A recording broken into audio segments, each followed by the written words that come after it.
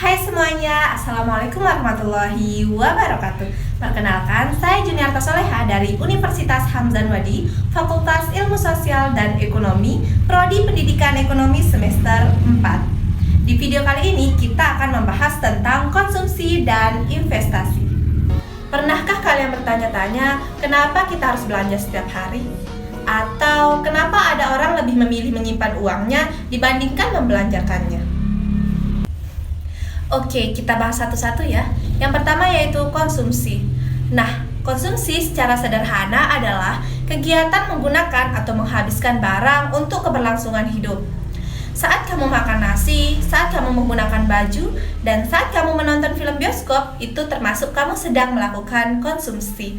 Tujuan utamanya jelas untuk memenuhi kebutuhan hidup, memenuhi kepuasan, dan juga meningkatkan kesejahteraan.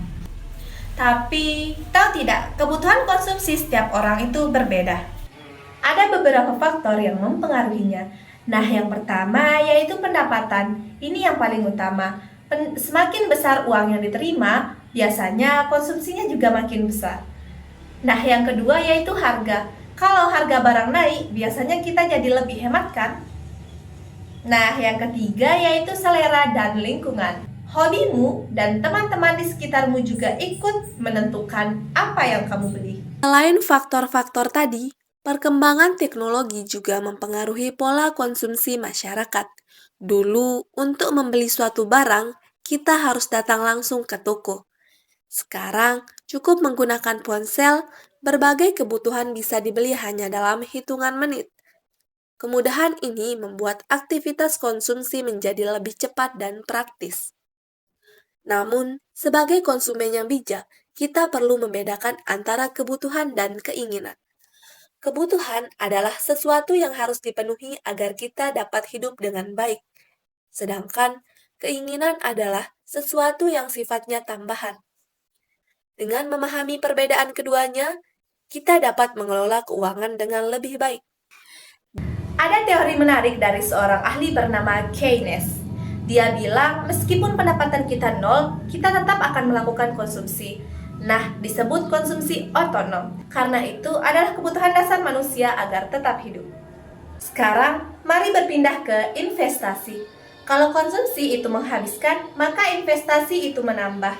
Investasi adalah pengeluaran untuk menambah aset produktif seperti mesin, gedung, atau teknologi, agar bisa menghasilkan lebih banyak di masa depan. Investasi dibagi menjadi dua jenis utama. Yang pertama yaitu investasi real.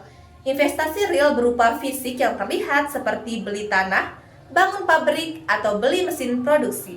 Yang kedua yaitu investasi finansial berupa surat berharga, contohnya seperti saham atau obligasi.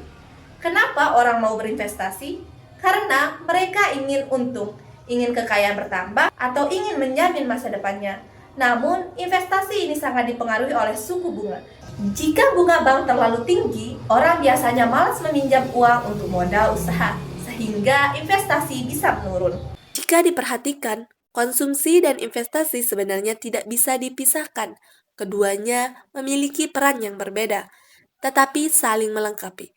Konsumsi menciptakan permintaan terhadap barang dan jasa, sedangkan investasi meningkatkan kemampuan untuk menghasilkan barang dan jasa tersebut. Karena itu, keseimbangan antara konsumsi dan investasi sangat penting bagi pertumbuhan ekonomi yang berkelanjutan. Lalu, apa hubungan antara belanja atau konsumsi dan menanam modal atau investasi? Ternyata mereka saling mendukung. Bayangkan jika semua orang rajin belanja atau konsumsi naik, perusahaan akan melihat peluang. Wah, barang kita laku keras. Agar bisa melayani pembeli yang banyak itu, perusahaan harus melakukan investasi dengan membeli mesin baru atau menambah karyawan.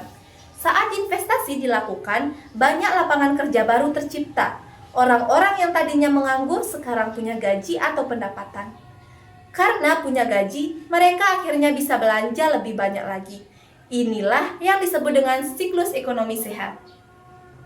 Jadi, kesimpulannya adalah konsumsi membantu memenuhi kebutuhan kita hari ini, sementara investasi menyiapkan kemampuan produksi kita di masa depan. Keduanya sama-sama penting untuk mendorong pertumbuhan ekonomi negara kita. Sekarang coba lihat di sekitarmu. Kegiatan konsumsi atau investasi apa yang paling sering kamu temui hari ini? Tulis di kolom komentar. Sampai jumpa di video pembelajaran berikutnya.